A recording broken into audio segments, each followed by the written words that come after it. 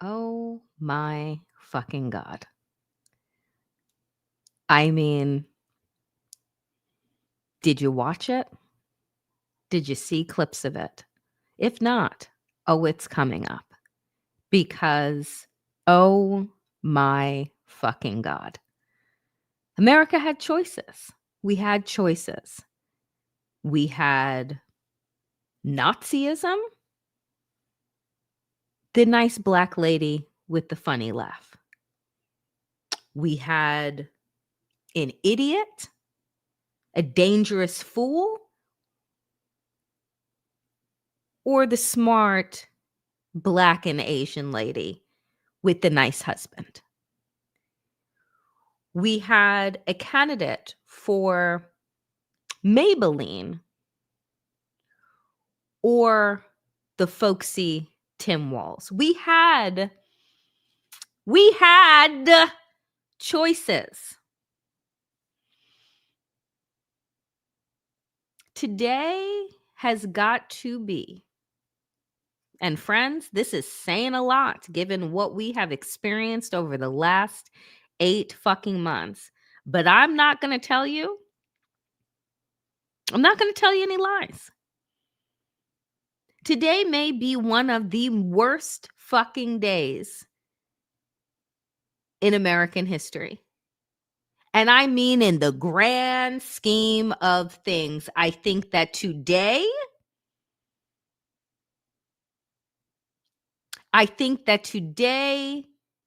will go down, if in fact there is anybody left to record this for future generations. Maybe somebody will be digging this out from underneath the rubble that is the American empire some 30, 40 years from now. And they'll dust off a laptop and they'll hit and they'll be like, oh, what is this thing? And it'll come open, and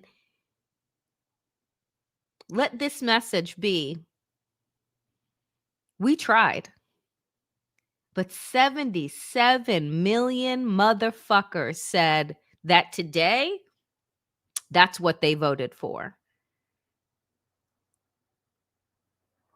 There is honestly, and I said this to myself because I live alone. I said this out loud.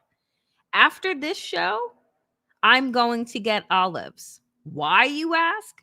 Because I am going to make myself the largest dirty martini known to man, because this has been the worst day in America. Buckle up, friends, because there's a lot of bullshit to get through.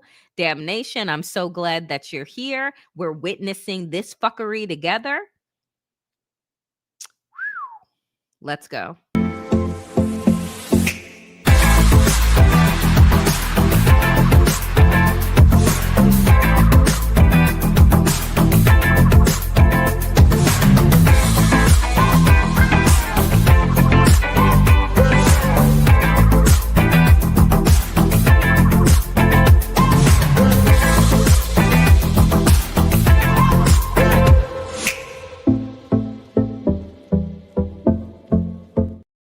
Whatever support animals, support plants, support crystals that you need, please, by all means, take this moment to surround yourself with them and to light as much fucking sage or a joint as possible. Folks, we are in it, okay? We are in it. And by it, I mean the biggest pile of fucking shit that you could ever have imagined. I don't even think that my imagination was big enough to conceive of a day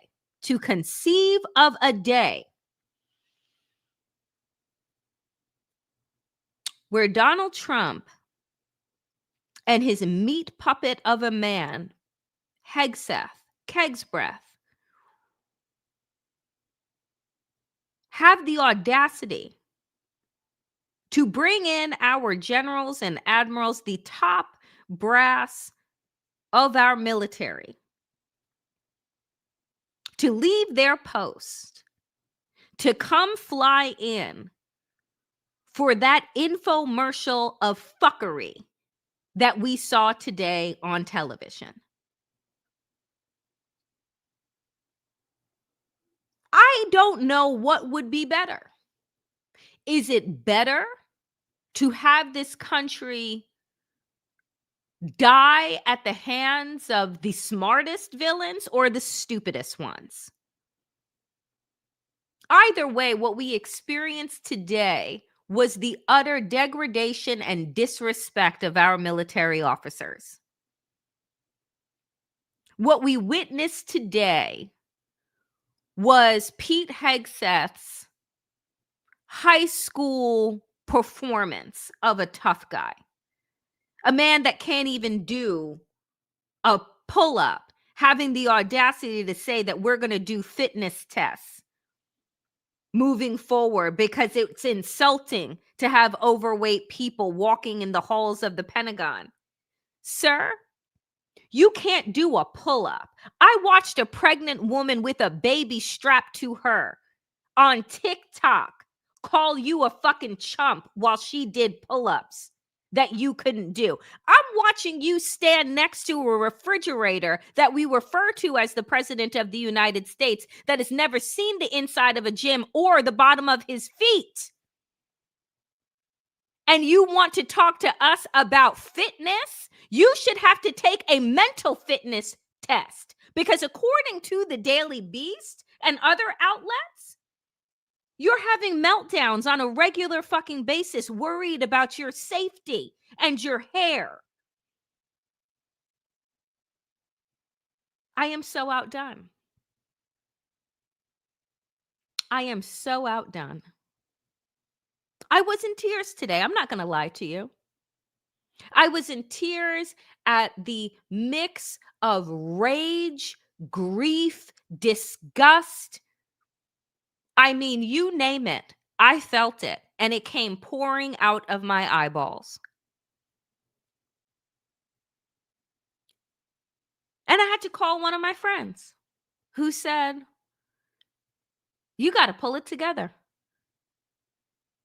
A, you got a book proposal to finish. B, you got shows to do.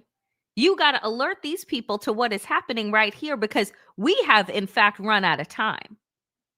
Remember when I said that maybe we would have like, oh, by the end of the year or 6 months or blah, blah, blah, blah. Fuck my timeline. Fuck my timeline. Okay? And folks, fuck trying to convince other people around you that this is not hyperbole and that we're all not just sitting on the top of a roof screaming ad nauseum, because the reality is, I realize that we're not going to convince everybody that we got to get the fuck out. Either you got to get up and get out if you have the resources to do that, or you got to buckle down, 10 toes fucking down, and prepare for war, because that's what Donald Trump just announced today. Trump said to our military brass to use the American people as target practice. Donald Trump said today that the war that we are facing is from within. It is. Only in recent decades did politicians somehow come to believe that our job is to police the far reaches of Kenya and Somalia, while America is under invasion from within. We're under invasion from within. No different than a foreign enemy, but more difficult in many ways because they don't wear uniforms. At least when they're wearing a uniform, you can take them out. These people don't have uniforms. But we are under invasion from within. We're stopping it very quickly. This is what Donald Trump is slurring, because I don't know what the fuck that was. He looks as if the podium is about to give out and that he's holding on for dear life, okay? Donald Trump is saying that, oh, my predecessors wasted time with wars that were abroad, wasted time trying to defend democracy, when in fact the real war is at home, that the enemy is within, and that we need to frankly use the military and use our American cities as military training grounds. Do you know who else said that? Putin. So we can stop right now with the fucking debate that I'm certain is probably already playing out on cable news, which is what do you think that Donald Trump meant? What do you think that he said? He said what the fuck he said. According to the New York Times, Trump gave a campaign-style speech to the nation's top military brass, suggesting that the Pentagon use American cities as, quote, training grounds for its troops in a remarkable break from decades of precedent that sought to keep politics and the military separate. The 72-minute slurred speech at the Marine base at Quantico, just south of Washington, offered many of Trump's favorite talking points, renaming the Gulf of Mexico, condemning unauthorized immigrants, and trashing diversity, equity, and inclusion. He also mocked sleepy Joe Biden and radical left lunatics while promoting himself and his policies. He did so to a room that was silent. Now, some would like to believe that the room was silent because that was their dissent, but you also have to understand that the military is a nonpartisan body. They're not going to clap like seals and applaud because they're trained not to. This isn't like what you've seen on the news when they go to West Point or they go to these college campuses, or they even have Donald Trump has gone to, right, bases where he gets to pick and choose who is going to be in his shot because everything with him, the world is his stage. And those people clap like seals because, you know, they're young and dumb, scared for their jobs and their livelihoods. But this, you're talking about 3, 4, 5-star generals who have literally, not figuratively, literally been in the trenches. Some sitting there just in absolute amazement. Now, there were some folks that said they need to resign. They needed to have walked out. Let's not be naive, shall we? Because walking out would do what exactly? Then leave the top military ranks open to whom exactly? Low-level flackies that are willing to do anything so that they can get a star on their chest? Sycophants that are willing to bow and bend the knee? No. We don't need any of these motherfuckers to go anywhere. We need them to stay right where they are, in control of their commands, because that's where we are, folks. We're at the phase of the regime where we are praying to God that the military doesn't side with Donald Trump and that the coup is complete. So we need those folks to stay where they are. We don't need them to quit en masse and walk out and leave Americans to what? Fend for ourselves, dodging bullets as we're trying to go to the grocery store? I mean, we do that anyway. It is America. Donald Trump went on to say that inner cities are a big part of war. I will never hesitate to protect our people from the horrible plague that is taking place from within. He compared Portland to a war zone and floated that the military should use dangerous American cities as training grounds, calling on the Pentagon leaders to, quote, handle the enemy from within before it gets out of control. Started yet. Last month, I signed an executive order to provide training for quick reaction force that can help quell civil disturbances. This is going to be a big thing for the people in this room, because it's the enemy from within, and we have to handle it before it gets out of control. It won't get out of control. Once you're involved at all, they all joke. They say, oh, this is not good. This is our leader. Trump has ordered the National Guard to Washington, Memphis, Los Angeles, and Portland. 4 deep blue strongholds he has cast as lawless since the racial justice protests there at the end of his first term. He and his administration have floated sending the Guard to other Democratic cities, including Chicago, Atlanta, Baltimore, and New York City. I want you to listen to this part as well. Washington, Abraham Lincoln, Grover Cleveland, George Bush, and others all used the armed forces to keep domestic order and peace. Many of our leaders used the military to keep peace. Now they like to say, oh, you're not allowed to use the military. And you know what the people say? The people in those cities where they're being raped and shot and beat up, you know what they say? We love the military. You ever see where they interview the people on the street? I've never seen somebody say they don't, unless they're radical and paid off, because a lot of these insurrectionists are paid by, whether it's Soros or other people, but they're paid by the radical left. So today I want to thank every service member from general to private who has bravely helped us secure the nation's capital and make America safe for the American people. It's amazing. The whole world is watching.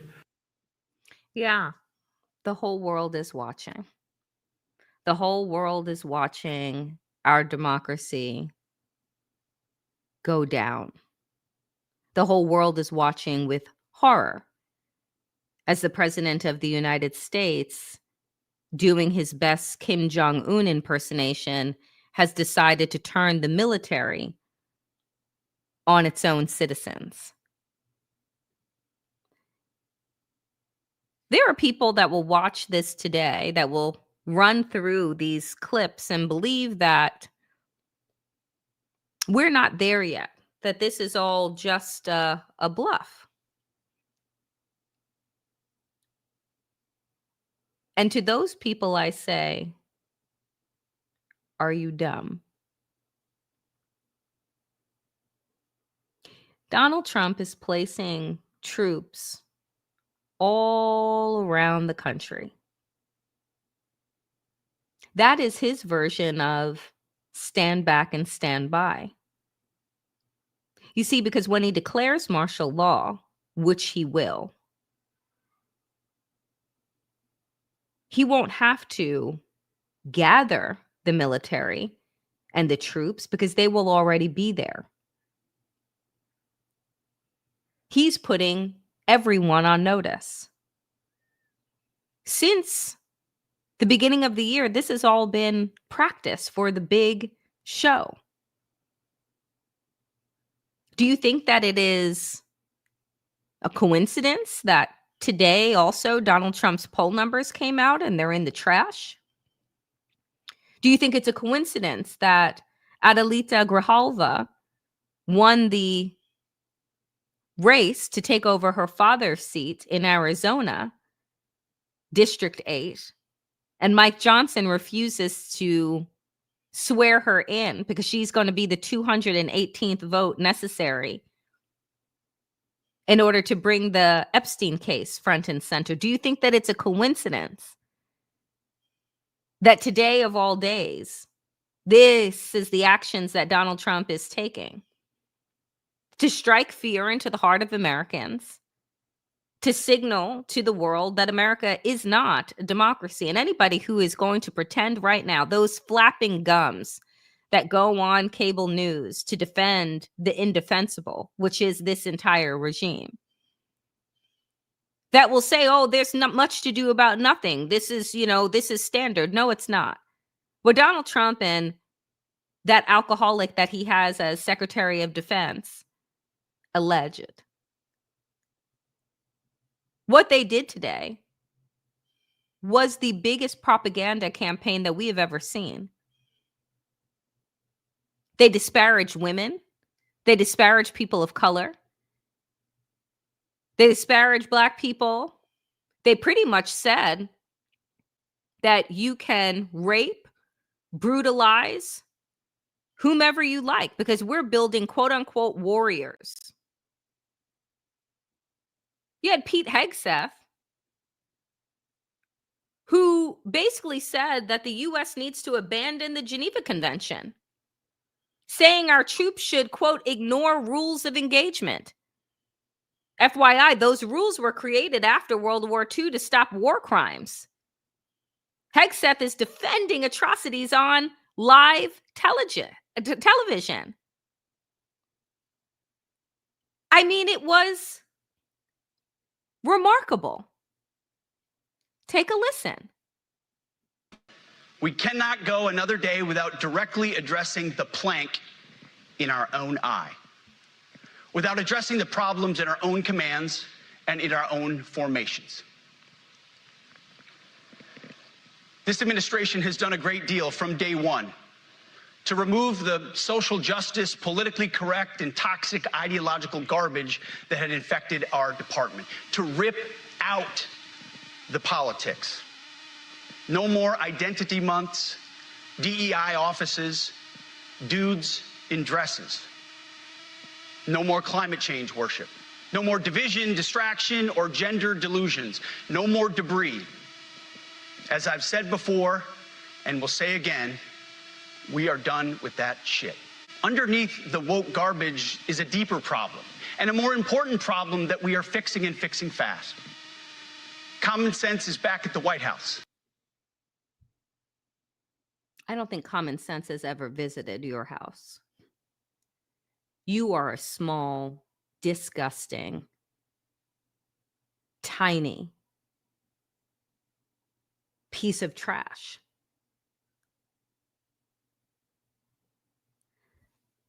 The insults, the rhetoric, and then the audacity to say that politics has been ripped out. No, politics has been injected like heroin into RFK Jr.'s veins. This is phase 4, the MAGAification of the military, the building of warriors, the quelling of dissent by murder, because that's what they've said today. Training grounds, the enemy doesn't wear a uniform, so they're harder to figure out. But, you know, if they're Black, if they're brown, if they're a woman, if they're queer, you'll know how to pick them out and how to pick them off. He also said, Hegseth, that there'll be no more anonymous reporting if you're raped, if you're beaten by your officer. As a matter of fact, he went so far as to say, you can go ahead and do those things. He claimed that the military needs to return to the male standard in combat jobs. There's never been a separate male or female standard ever in our military. Either you can do the job or you can't. And if you can't, then guess what? You don't make the cut. But to say that there is somehow some male standard, and the women that have risked their lives and had pieces of their bodies blown off in combat was for some kind of fucking diversity effort, as opposed to they were the best ones to do the job. I have never seen such a fuck you to our active military officers than whatever trash came out of this motherfucker's mouth.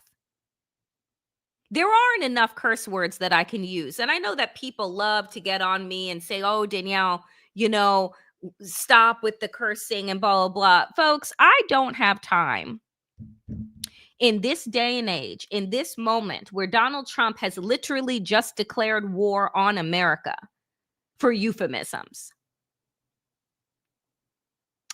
This is what he said. We're empowering drill sergeants to instill healthy fear in new recruits, ensuring future warfighters are forged. Yes, they can shark attack and toss bunks, swear, and yes, they can put their hands on recruits. The Secretary of Defense just greenlit abuse as a way to build warriors. Did anybody watch The Bourne Identity and see what happens when you fuck people up in that kind of way? When you traumatize them in that way? You don't build warriors, you build psychopaths.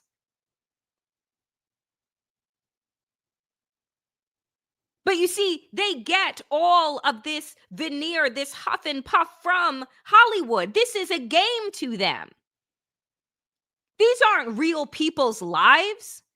Do you think that if that motherfucker who can't even do a half a pull-up had to run through and do the kind of training that these people do, that he would be able to keep up?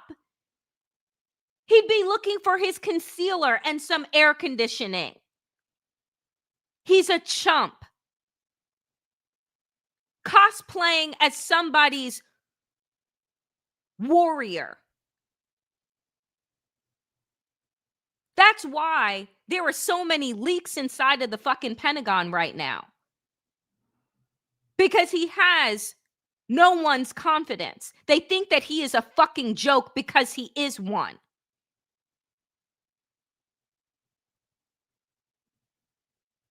And then there was this. After 40 minutes of cringe, thunderous applause from the generals. Just kidding. Move out and draw fire. Because we are the War Department. Godspeed. Room. Attention.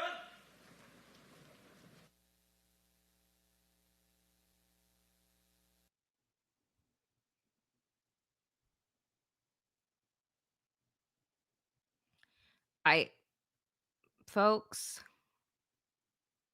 I don't even know. I don't even know. I am starting to believe the meme, though, that says that we all died during COVID and that this is actually hell. Because it's the only thing that honestly makes sense at this point. Because none of that display, none of that made any type of fucking sense. I don't even know what that was. Do any of you?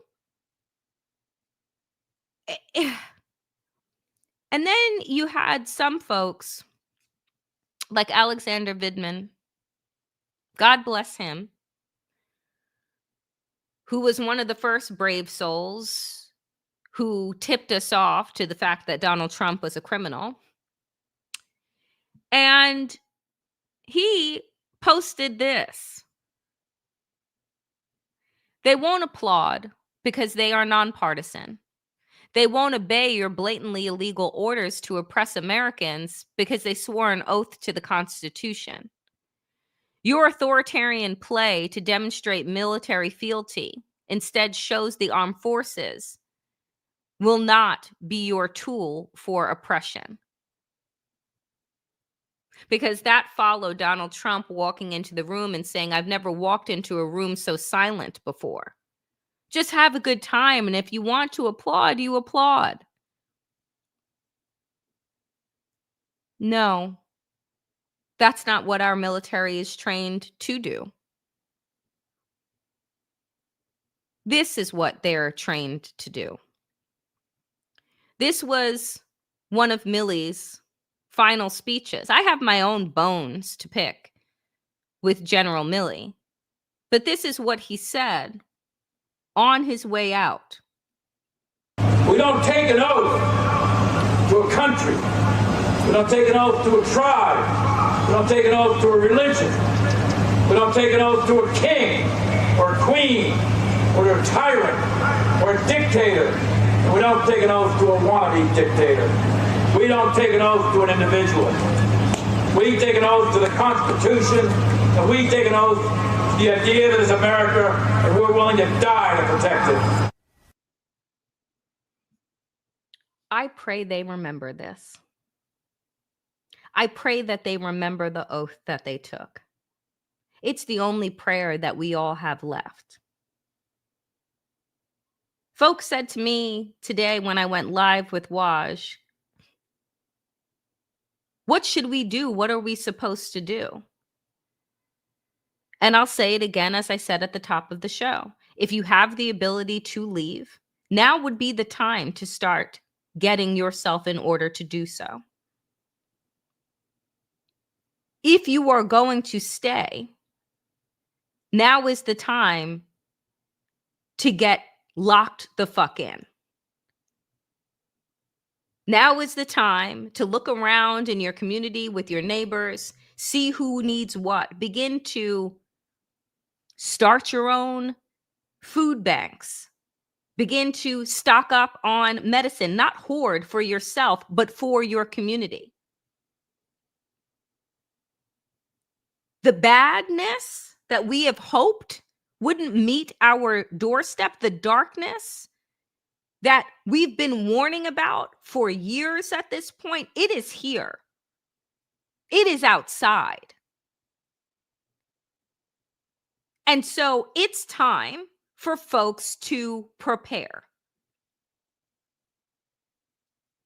I'm not an expert in that. I suggest you use this good platform of YouTube and begin to Google, what is it that I should have in my house if I wasn't going to be able to leave for, let's say, a month or 2 or 3? You need water, canned goods, generators. You need cash. You need medical supplies. You need to begin to get those things on hand. And folks, I am not trying to scare people. I am trying to prepare people. So whatever preparation looks like, start to get fucking activated today. Because your opponents, meaning the federal government and this regime, oh, they're activated. They want to drop bombs on American cities. They want to use us as target practice.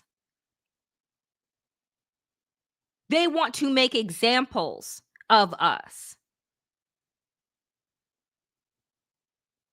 So it's time for those that are deciding to stay. Put your fucking pussy hats away and your smart ass signs and actually start to get activated on what it means to live in war times in this space and place, because that is what we are being forced to do.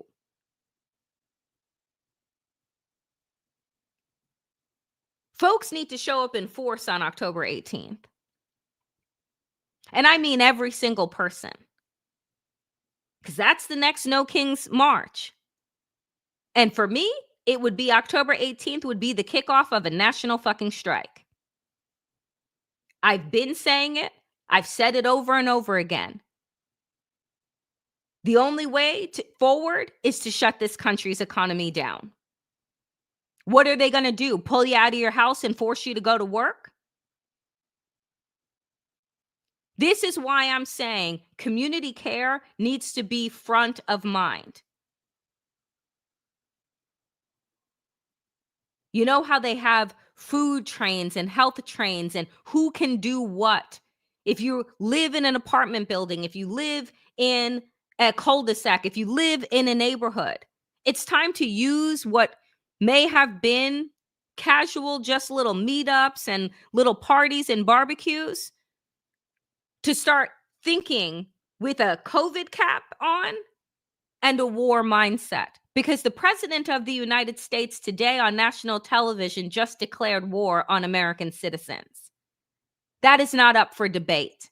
It came out of his fucking mouth.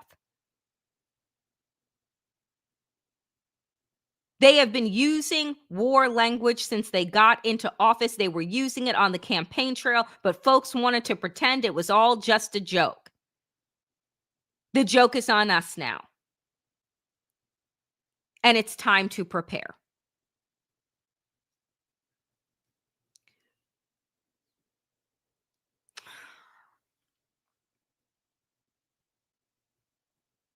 It's just, I get so angry because none of this had to happen. We did not have to be here in this place of grief and fucking despair. But I'm like, we don't even have time for despair. I need everybody to gather themselves. You can use this, half hour, 45 minutes, and an hour in damnation to lament and be sad and to be in community. But then after that, it's go time. It's strategy time. It's figuring out, what do I need to do? How do I prepare for the unpreparable? Because that's the thing. The things that I'm saying, folks, that's great if you have time. If tanks roll down your street while I'm streaming, then what? So it's like, while we have maybe just a little bit of time left, it's actually time to start planning with your family, with your friends, with your chosen family, with your neighbors. Like, now is the time. Emergency lists that are written down that are not on phones, satellite phones. In case satellite, like, there are just, folks, I sound today like one of those crazy people on YouTube that want to sell you like astronaut food. But I am telling you that Donald Trump, in no uncertain terms, declared war on the American people today. And the American people have got to respond.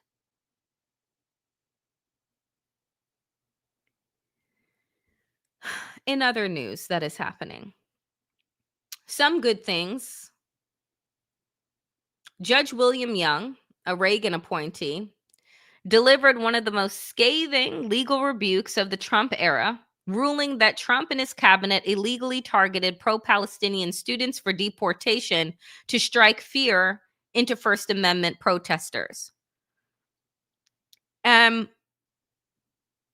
This is important.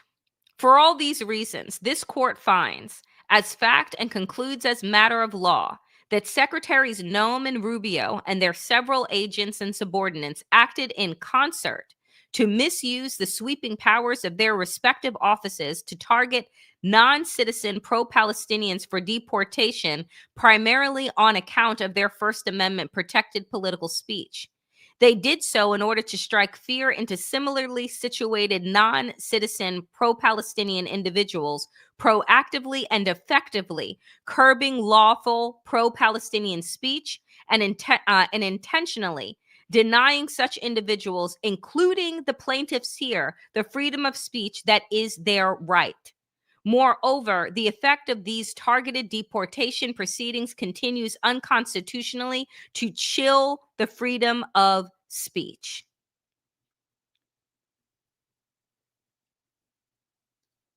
This is what is happening. And this judge is calling bullshit. He actually opened up on the front page of his decision.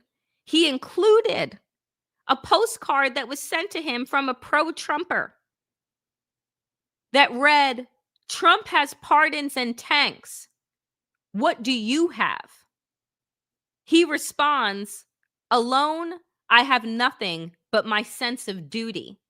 Together, we the people have our magnificent Constitution."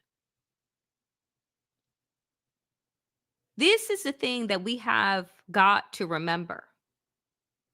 There is going to be no institution that saves us, no person that saves us, no corporation that is going to save us.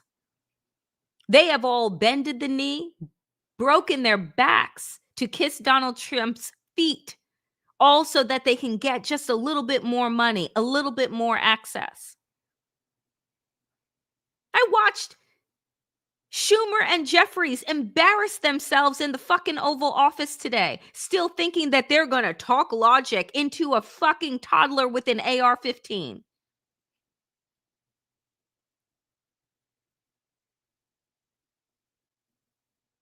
We, the people, outnumber them. We, the people, need to get fucking activated and stop with the fantasy that tells us that somehow, after today, if anybody talks to me about what I think about fucking midterms, I'm going to flip a table. You might as well ask me what the fuck I think of Santa Claus.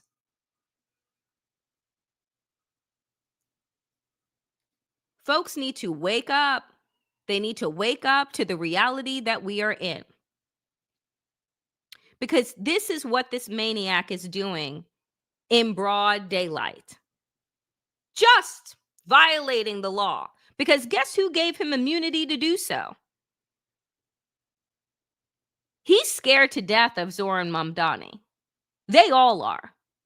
Because Zoran Mamdani, for them, an individual, sure. But he signifies a real serious shift in the body politic of people not wanting to continue to accept the status quo from the establishment corporatist Democrats, nor wanting to accept the fascism from the right. He is giving birth to something that is different. And this is pissing Donald Trump off. Self-proclaimed New York City communist Zoran Mamdani, who is running for mayor, will prove to be one of the best things to ever happen to our great Republican Party. He is going to have problems with Washington like no mayor in history of a once great city. Remember, he needs the money from me as president in order to fulfill all of his fake communist promises. He won't be getting any of it. So what's the point of voting for him? This ideology has failed always for thousands of years. It will fail again, and that's guaranteed. You know what other ideology has failed?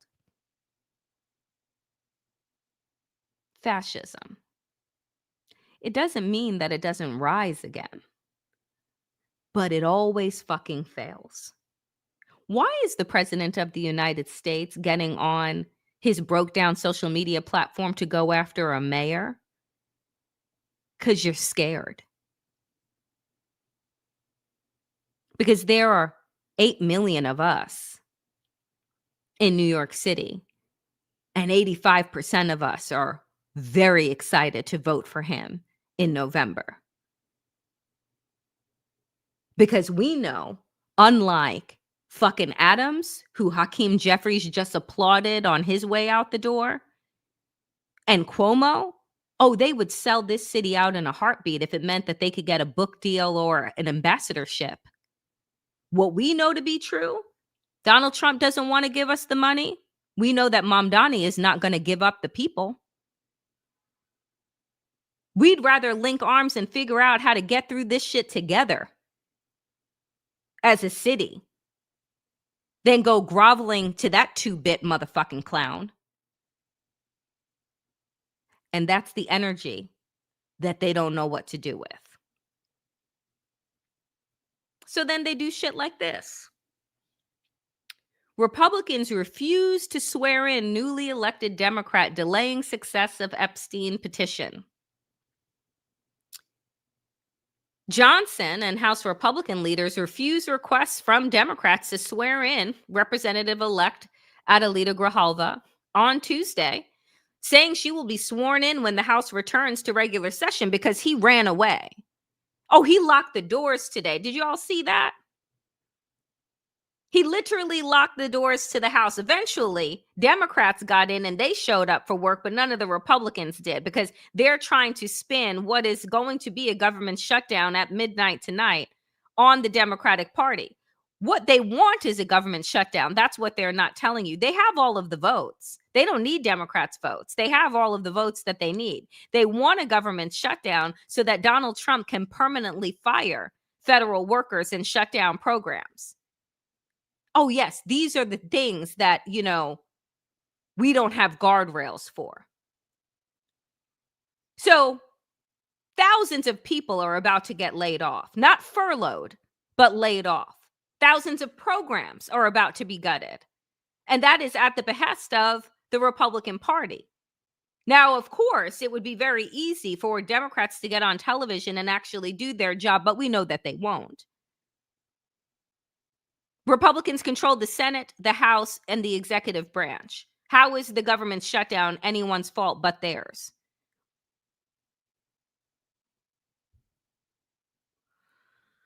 Nonetheless, Grijalva, who was elected last week in a special contest to replace her father, the late Representative Raul Grijalva, has already vowed to sign the discharge petition as soon as she's sworn in.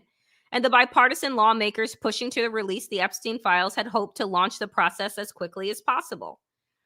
All of this always comes back to Epstein. Do you get that? That like this escalation of the military, dangerous and a distraction, but it's all about Epstein. This shutting the doors of Congress and forcing a government shutdown, it's all about hoping that we'll stop talking about Epstein. This is coming out one way or another. But Donald Trump is going to hope that either you're going to be too busy fighting for your lives against tanks in the street for anyone to pay attention by the time that it comes around. But I'm telling you, the only thing that Americans agree on right now is that 80% of us want the Epstein files to be released and don't give a shit if it is a bipartisan list. I don't give a fuck what Democrat is in there. I want it out. I want it aired out. Because I want to know who we're dealing with.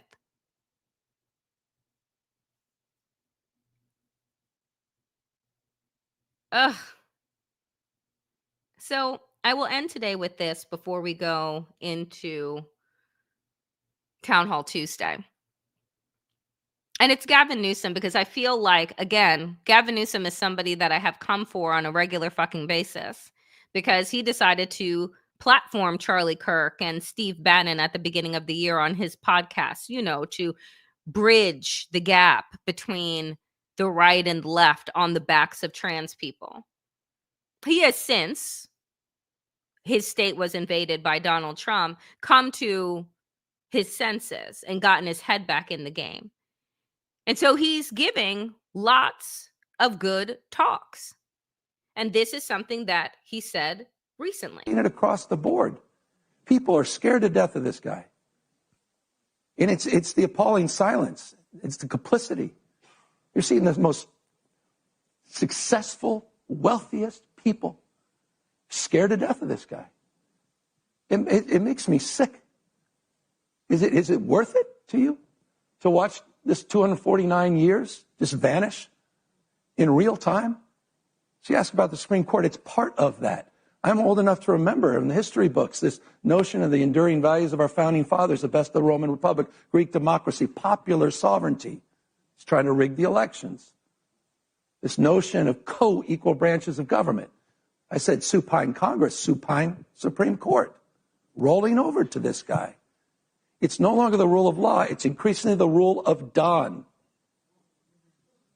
It is a serious moment in world history. And we're losing our moral authority by the hour as he continues to exercise his formal authority by the minute. Look, here's what I will say. One, I have record numbers in here today, so welcome to all of the folks that have joined the Danielle Moodie Show. Appreciate you. Take a moment to like, comment, and subscribe. Smash the like button, comment, and subscribe. Subscribe because it's free, and you're going to support independent media, and I'm doing my damnedest to get to 40,000 subscribers. If you're watching right now on Substack, on the Damn Digest, hello, dear friends. Subscribe there as well, because I keep my content free. Because information is power, right? But if you have a few bucks and can become a paid subscriber, do consider doing that. Folks, I will say this as I close out today. We did not want war, but war has come to us. Donald Trump has been itching for the last 10 years to go to war against the American people. He wants the throne. He wants to be a dictator. It's why he was writing love letters to Kim Jong-un. It's why he was praising Putin, because he wants to be them. Donald Trump can't take comedians making fun of him. He has to get them off the air. He's too thin-skinned. He's too much of a punk. He can't take people living out and free as LGBTQ people, because that means that you don't have to fall for the bullshit binary that all of us have been indoctrinated into believing needs to exist, which just plays into the hands of the patriarchy. You see, trans people are such a threat because they are so goddamn free. And that even as the most marginalized, the most beat down, the ones with the highest fucking murder rates and the highest fucking poverty rates, they still choose to live free. And that flies in the face of those that have built glass houses around them, that have told themselves that, oh, real men look like this. Real women do these things. Real women just shut up and have babies. Real men fight other men bare-chested. They are coming down so hard, folks, because there has never been a time in America's history, and I said this yesterday, and I'll say it echoing Ta-Nehisi Coates in his interview with Ezra Klein, where he said that this is the most woke white people that we've ever had in this country. This is the most conscious people in this country has ever been, which is both terrifying, but also clarifying. Because you don't push back this hard. You don't try and stomp people out as much as they are doing if you believe that those people have no power. We are our most liberated that we have ever been, questioning everything, asking why. Why have we allowed old rich white men to dictate the terms, not only of our government, but of our private lives as well, both in public and private industries? Why have we fell for the lie over and over again of capitalism and said that, oh, this is the best way, this is extractive, violent system that only rewards the very top and then dangles carrots out in the rest of our faces, telling us that if we just grind harder, if we just stomp on the people below us more, then we will ascend as well. It's a fucking lie. I saw a meme the other day and it was so good. And it said, stop referring to the 1% as elite. And it said, why? Because they're not better than us. They're not elite. The meme went on to refer to them as the predatory class, which is exactly what we should refer to them as moving forward. To refer to these people as elite is to believe in our own inferiority to them, that it's their wealth that makes them geniuses. It is not. You have never met more people who are ingenuitive, who are innovative than those that have had their backs up against the wall. You want to learn how to make something out of nothing. Talk to the people with nothing, who still manage to find love and joy and connection, who are building innovative strategies off of nothing, because that's what they've been given. You don't look to those that have been given everything and then we refer to those people as fucking geniuses. But that is the construct that has been built to keep capitalism and this class system in place. It's how we all decide to blame the poor for their lot in life instead of the systems that are created to keep them that way. Because we all fell for the lie that said that all we had to do was just work a little bit harder, and then you'll be the next Gates or the next Zuckerberg or the next Musk. That is a fucking lie, unless your daddy owned a ruby mine that you didn't tell the rest of us about. Donald Trump was right about one thing in his slurred 72-minute diatribe.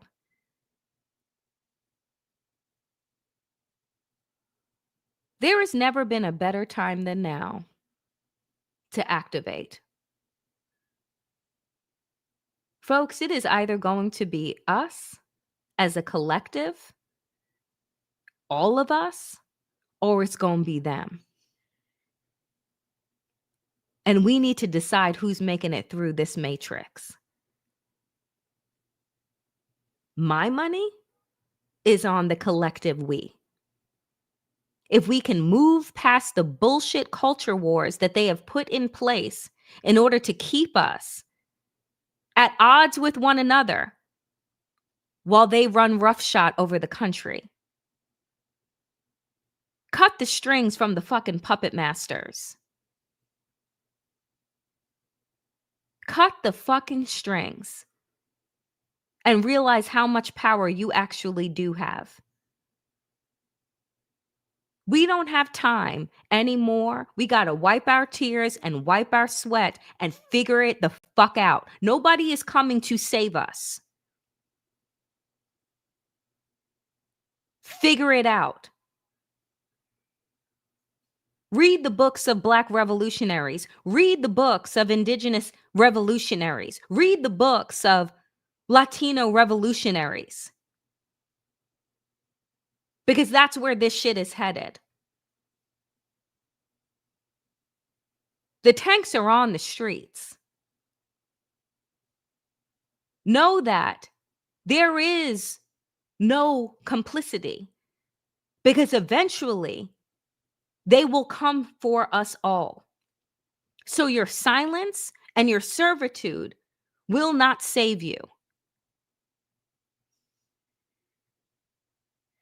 That is it for me today, dear friends, on the Danielle Moodie Show on Tuesdays. For those that are new, I do a town hall where you get to ask me whatever questions it is that you have. You type out question in capital letters followed by your question, and I'll do my best over the next 10 minutes to get to them. I appreciate each and every single one of you that showed up today. Record numbers for the Danielle Moodie Show. I hope that you've liked what you've heard and that you like, comment, and subscribe and share on all of your platforms and all of your spaces and places. All right, dear friends, let's get into it. Let's get into Town Hall Tuesday.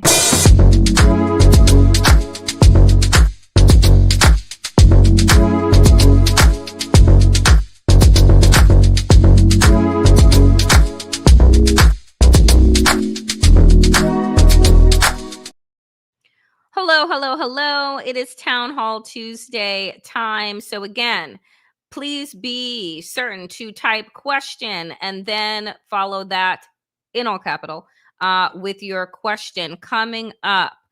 Question, Angie, can we file complaint with international law? Sure. I'm assuming we can, but like we've seen with international law, with all of these people declaring that, let's say, they'll jail Netanyahu, these international law spaces like The Hague and others, like what teeth do they actually have? I'm not a lawyer, but I'm just like, what teeth do they have? What are they offering up? I have no idea. Question. Do you ever avail yourself? I love the word avail.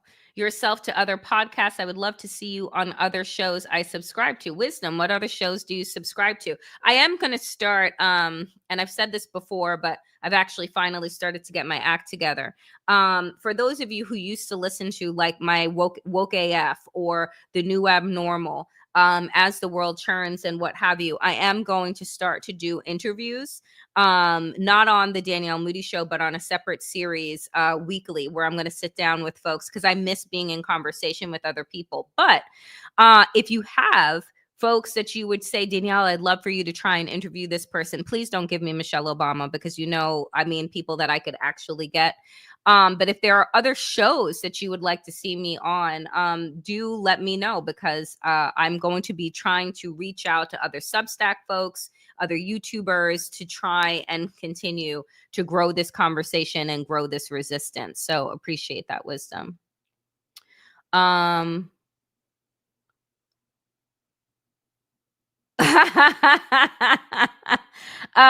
Question, Danielle, I'm going to lighten the load, so to speak. I'm a diehard Red Sox fan. They play game 1 of a wild card tonight against the Yankees in New York. Which will you root for to win? Go Bo Sox. I don't like baseball, but if I'm a New Yorker, I have to go with the Yankees. But the Yankees just gave a moment of silence to Charlie Kirk. Did the Red Sox do that? If the Red Sox didn't do that, then I'm going to give you your Red Sox all the energy, because the Yankees piss me the fuck off. Okay. So there you have it. Thank you, Sherry, for lightening the load. Samilia, question, will you be leaving the country? I will be spending time abroad. Yes. And that was just from my trips this summer. Yeah, I don't think that the United States is the only place that I'm going to be living. No. So yes, I will be spending time abroad. What are folks living paycheck to paycheck supposed to do? Folks, I said that this is about collective community care and collective community action. Nobody is asking you to go it alone. I'm asking people to link arms, share resources, create lists of people in the community, in your neighborhood, that if the lights go out, if the tanks come down, if you need food, if you need these things, that you are creating strong network and community. Nobody's asking those that are living paycheck to paycheck, which, by the way, is a majority of us. A majority of us cannot miss a paycheck, and you saw that with COVID. To throw money behind people or throw money at the problem. No, I'm saying to activate your community networks. And that's what you can do.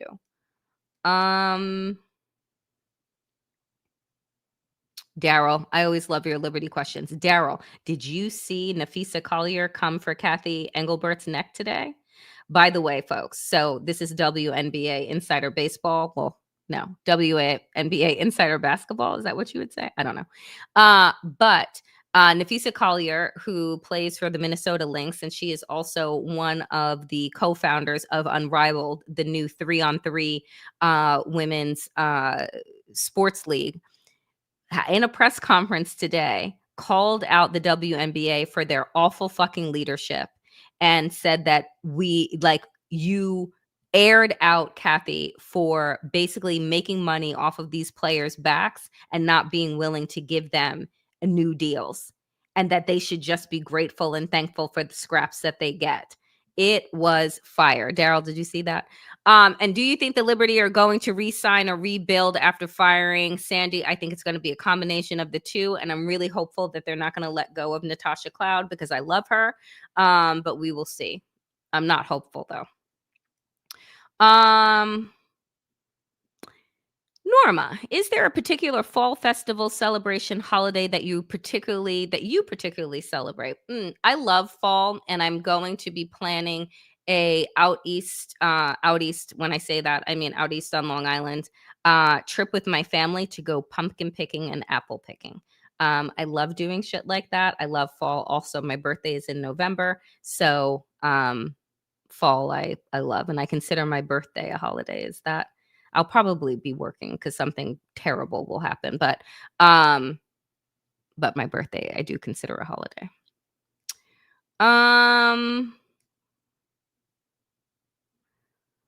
What and when will we see a general strike? I mean, that is for people to those, I'm like ACLU, NAACP, teachers union, the United Workers Association. You know, I'm looking at the labor unions. I'm looking at the organizing groups to like come together. I'm looking for war room style meetings. I don't know if they're happening. I pray to God they are.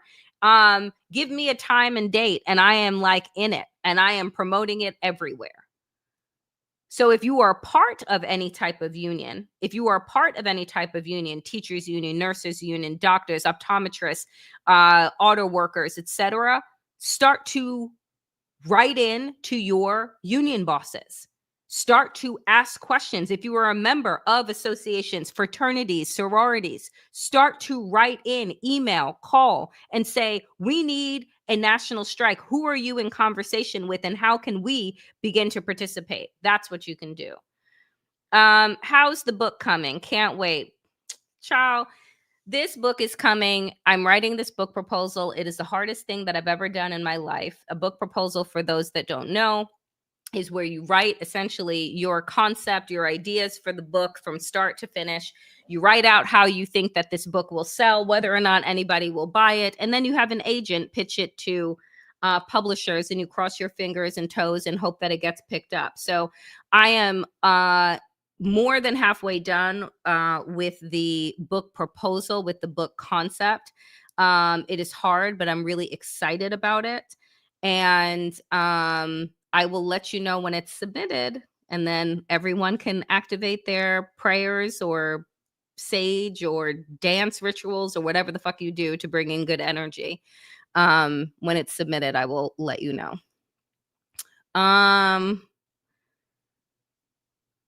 Oh, I know who's next on the enemies list.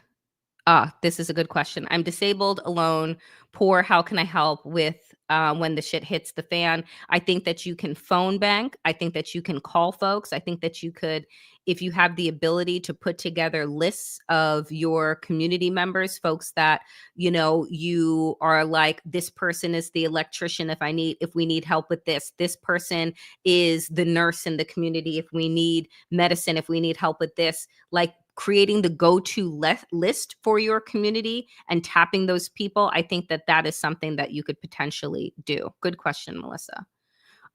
Who do you think is next on the enemies list? I think that it is Christopher Wray, another former FBI director. It's him. Coming in heavy on that. Have I seen Exterminate All the Brutes? No, I haven't. I will look into that. Somebody also said, because I know that Waj wants me to see, what is it? Day After Tomorrow. Not Day After Tomorrow, but the movie that Waj was talking about. I need to go and watch it.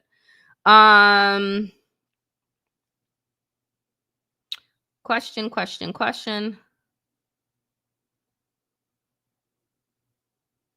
Oh, good question.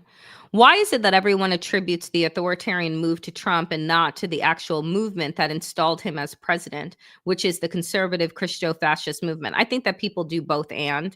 I think that you always go after the head of the snake, but actually the body is what allows the head to move. So I think it's a both and situation.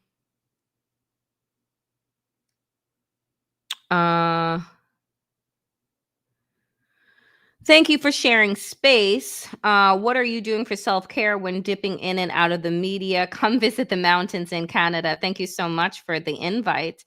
I go in nature. I hang with friends after this. Like I said, I'm making a dirty martini. I try not to turn to like alcohol. Not that I have a problem, but you know, I'd like to not do those things. But today I need one.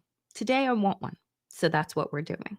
But I did sit and watch the bees on my patio today because they are just buzzing away, getting nectar from my plants. And I love that. And it calms me down. So that's what I do. I don't know, Brittany. How much more is it going to take for the rest of the world to turn its back on us and impose sanctions for our humanitarian crimes? I don't know, but I'm sure it's coming. Because I never thought in my lifetime that I would see countries turn their back on Israel, and that is happening. So let's pray that it doesn't take a full genocide, but it usually does.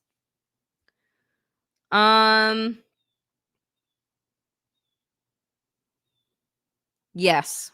Have we arrived at the moment where California and the West should just consider leaving? Yes, we should. I mean, they already announced each coast has announced their own health collective to work against whatever nonsense comes out of that conspiracy theorist's mouth that is in charge of HHS.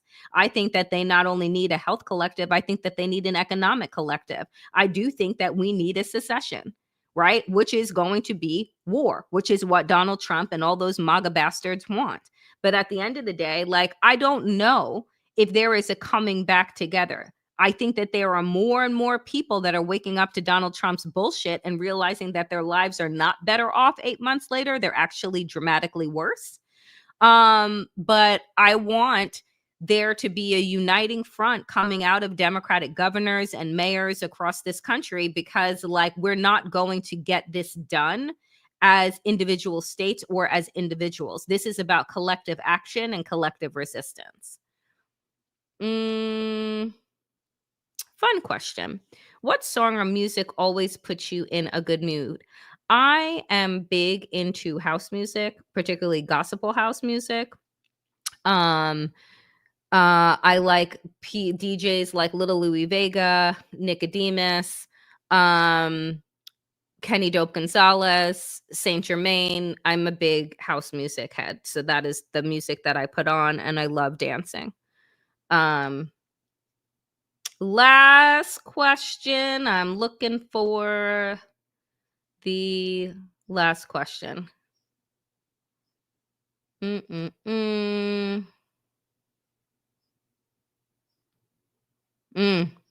is a good question to end on.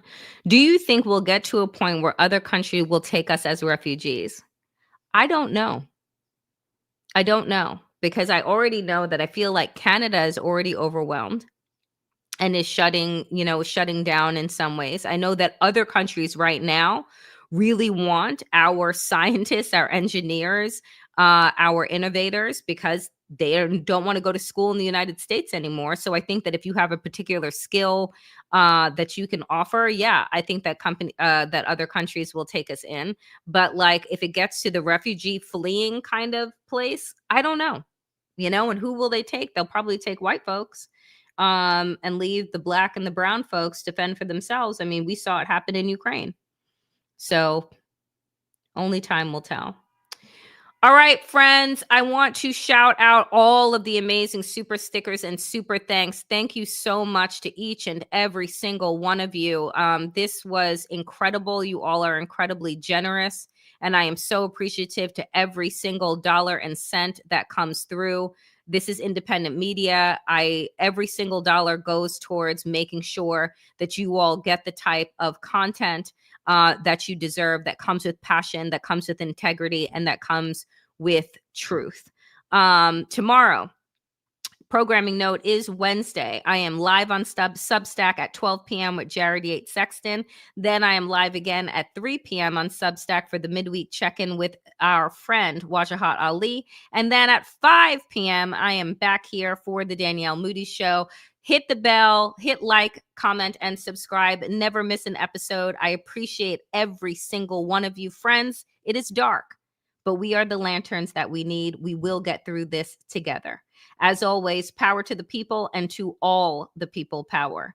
Get woke, stay sane, and in these extraordinarily dangerous times, dear friends, do stay safe. I will see you tomorrow. Be well, and cheers. I'm going to get my martini.